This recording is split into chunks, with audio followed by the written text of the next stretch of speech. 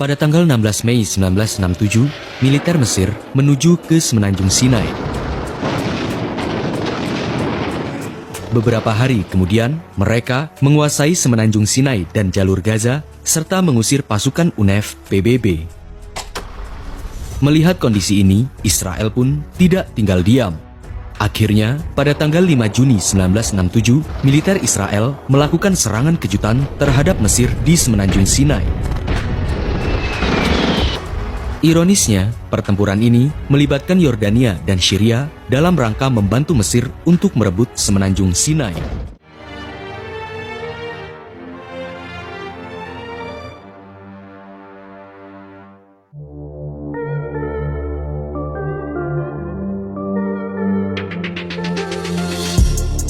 Setelah pertempuran krisis Suez berakhir, pada bulan Desember 1956, Israel, Inggris, dan Prancis menyetujui gencatan senjata dengan Mesir. Dan setelah Israel meninggalkan Semenanjung Sinai, PBB menempatkan pasukan darurat UNEF di Semenanjung Sinai untuk mencegah terjadinya peperangan. Meski perang krisis Suez berakhir, namun hubungan antara Mesir dan Israel tidak kunjung mereda. Bahkan, Mesir berkeinginan untuk mengambil Semenanjung Sinai demi menguasai terusan Suez. Bagi Presiden Nasir, tanpa Semenanjung Sinai, ia tidak dapat menguasai terusan Suez sepenuhnya.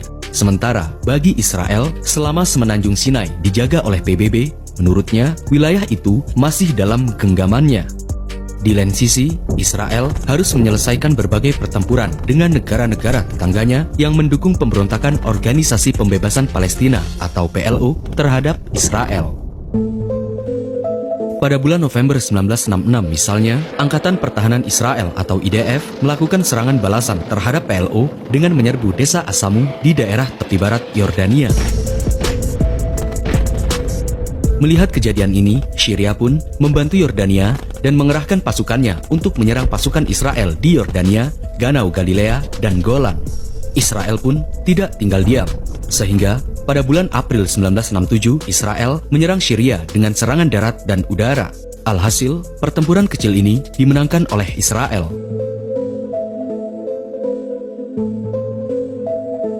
Melihat kekalahan Syria dan Yordania, Presiden Mesir Gamal Abdel Nasser kemudian menyiapkan militernya untuk bersiaga jika Israel menyerangnya.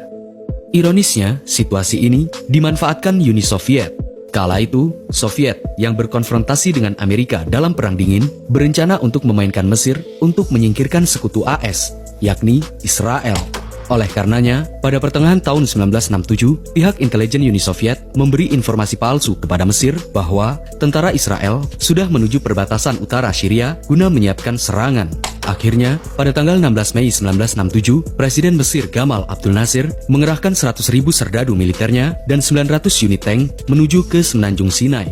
Alhasil, pada tanggal 19 Mei 1967, militer Mesir mengusir pasukan darurat PBB yang berada di Semenanjung Sinai dan jalur Gaza. Bagi Israel, tindakan Mesir ini merupakan sinyal bahwa Mesir menyatakan perang dengan Israel. Peperangan yang di kemudian hari dikenal sebagai Perang 6 Hari antara Mesir dan Israel.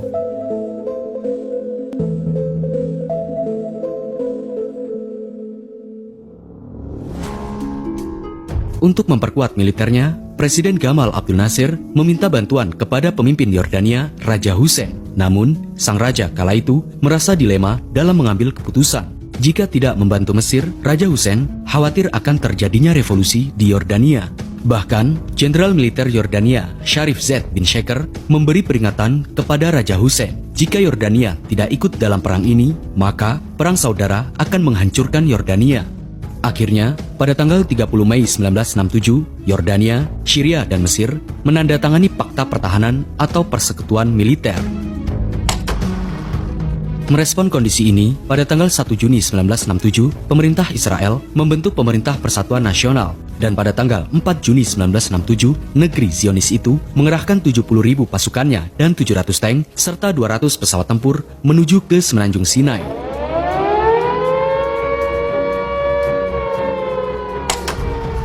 Pertempuran yang terjadi antara Israel melawan Mesir, Yordania, dan Syria ini terjadi di masing-masing perbatasan tiap negara, yakni perbatasan Mesir dan Israel, perbatasan Israel dan Yordania, serta perbatasan Syria dan Israel.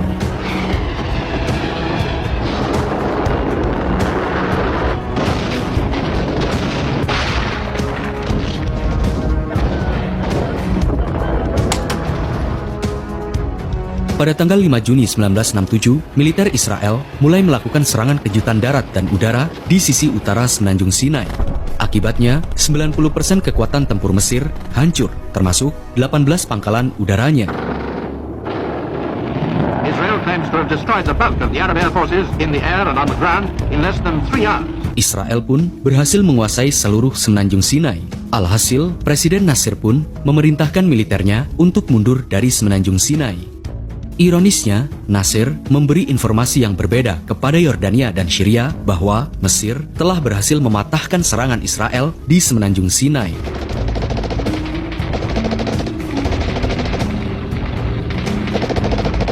Mendengar laporan tentang kemenangan Mesir atas pasukan Israel, militer Syria semakin yakin untuk memasuki arena pertempuran. Akhirnya, di tanggal yang sama, tank-tank militer Syria membombardir Israel Utara dan 12 pesawat tempurnya menyerang pemukiman Israel di Galilea.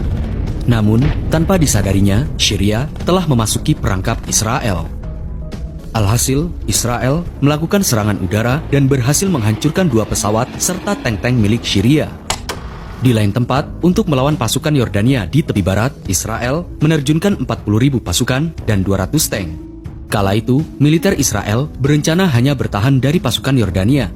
Namun, pasukan Yordania kala itu melakukan aksi teror di wilayah Yerusalem. Bahkan, mereka menduduki rumah pemerintahan milik PBB, melakukan tembakan ke arah Tel Aviv, dan merusak bandara. Memasuki hari kedua, atau pada tanggal 6 Juni 1967, pasukan Israel pun berpencar untuk menyerang balik Yordania dengan menyerang pos militer Yordania di Yerusalem Timur.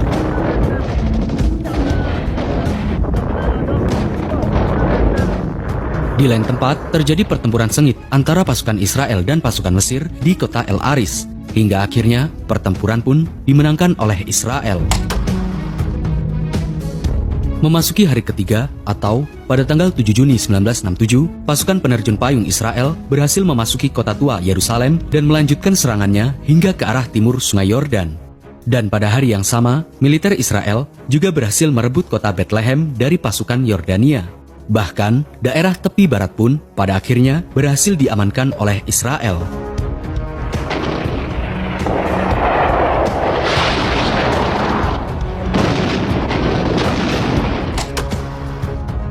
Memasuki hari keempat, atau pada tanggal 8 Juni 1967, sebanyak 75.000 pasukan Syria bertempur melawan ribuan pasukan Israel di dataran tinggi Golan. Alhasil, pada hari kelima, atau pada tanggal 9 Juni 1967, pasukan Israel berhasil menembus dan menguasai dataran tinggi Golan.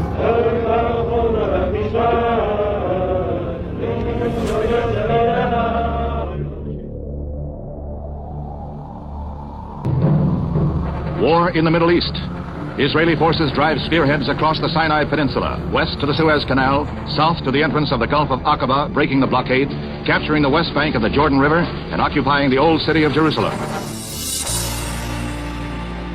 Setelah Israel berhasil melakukan serangan balik kepada Syria, Yordania, dan Mesir, pada tanggal 10 Juni 1967, PBB memfasilitasi gencatan senjata. Keesokan harinya, atau pada tanggal 11 Juni 1967, Israel menandatangani perjanjian gencatan senjata dengan Mesir, Yordania, dan Syria. Alhasil, serangan gabungan koalisi Arab ini berhasil dikalahkan oleh Israel untuk